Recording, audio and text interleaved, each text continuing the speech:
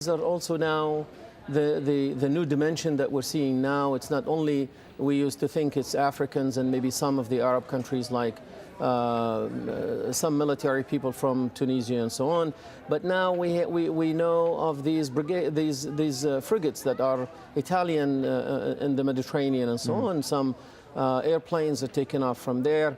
So there is now this Italian connection. This Berlusconi's connection in all of this.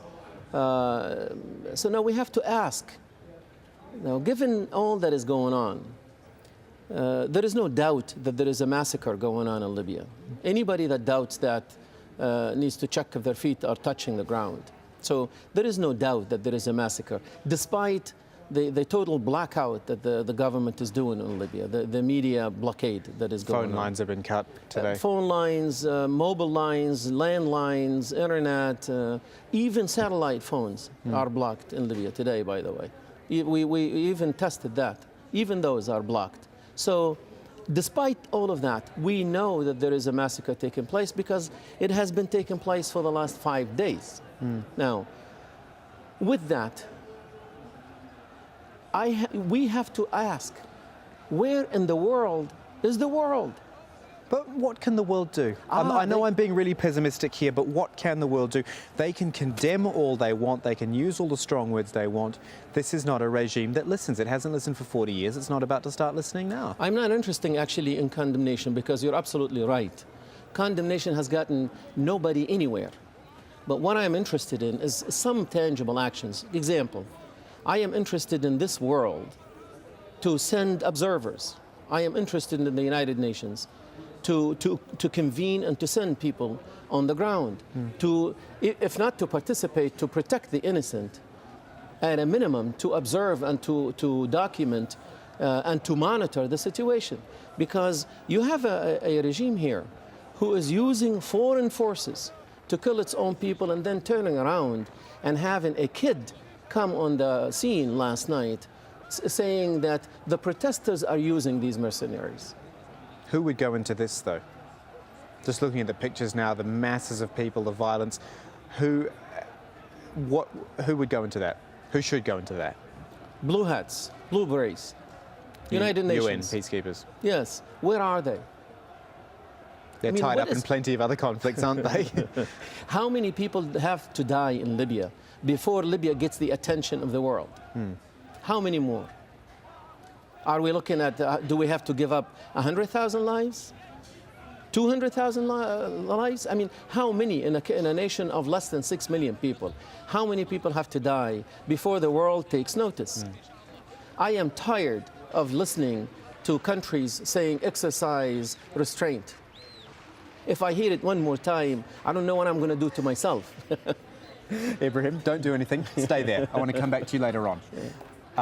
Right now, I want to have a look at something we told you about a little bit earlier, the Libyan military jets, which landed on the island of Malta along with a number of helicopters. It was quite a bizarre sort of development. 2 jets pretty much out of nowhere suddenly landing in Malta.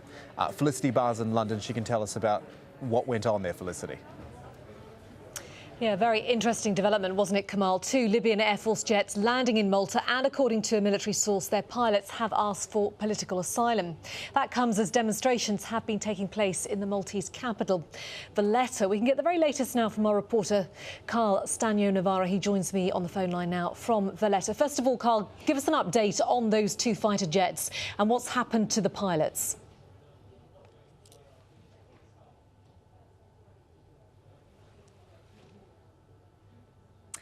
Having a few problems, I think. Let's just try once more to see if we can get Carl Stanio-Navarra. Carl, we're having trouble hearing you. Let's just try once more. Can you hear me?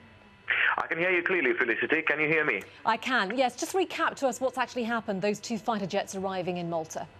Right. As I was saying before, I can confirm that the 2 senior officers from the Libyan Air Force, identified so far as colonels, have actually asked the Maltese government to be granted political asylum. Now, the 2 colonels have unexpectedly arrived, an unauthorized landing in Malta, shortly after 3 o'clock local time in the afternoon. Apparently, from the story they told the Maltese authorities, as soon as they were surrounded when they landed in Malta's international airport, that they were ordered to bombard the protesters in the area of Benghazi. They were together with a squadron, and so there were only two of the aircraft in this squadron who decided not to follow the orders and to reroute themselves towards Malta and ask for protection over here. They have been interrogated for quite some time. Verifications, however, are still underway to determine the real identity of these two men who claim to be senior officers in the rank of colonels in the Air Force in Libya, but they have confirmed that they belong to the Oknabri-Nafe air base just outside of Tripoli. Their platoon or their squadron was actually flown out from Tripoli. They landed in Benghazi this morning and then ordered to go and bombard. They decided to abandon the operation whilst they were at only 500 feet from the ground, so they were seeing the crowds quite clearly. What I can say also is that during their interrogation, these two men have apparently supplied authorities with classified information with regards to the activities by the Libyan military at this point in time. This information, I am informed, however, this is not confirmed, is already being shared with EU partners at this time. Yeah, a really fascinating development, that, Carl. And around the same time those two jets landed in Malta, there were also reports of two civilian helicopters as well coming from Libya. That's right. The airport remains on a full state of alert at the moment.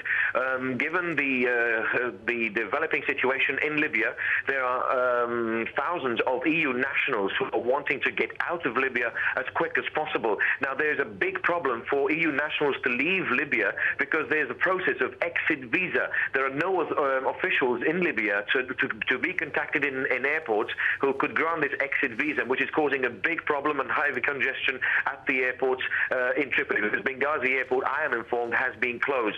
So therefore, what is happening, mainly the oil installations around Libya are just telling their staff to pack up their bags, leave with the minimum they have, and get onto the company helicopters. And the first land they know in Europe is Malta, which is just 1 hour flight away from Tripoli. So therefore, we have had two helicopters who have landed here with 7 passengers.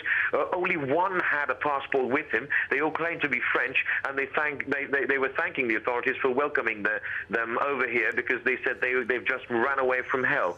All right, Carl Navarra keeping us up to date with the latest developments there in Malta. Thanks for the moment. Well, it's being reported that those landings in Malta have now prompted the Italian authorities to put all military air bases there on maximum alert. Another report says a significant number of Italian Navy and Air Force helicopters have been ordered to go to southern Italy. It comes as protests have been taking place outside the Libyan embassy in the capital, Rome. We can cross straight to Harry Smith, who's there for us. Harry, give us an idea of just how big those demonstrations were. To be honest, Felicity, they weren't terribly large demonstrations, but I think it's significant that they did take place. It's been a puzzle over the last few days why the Italian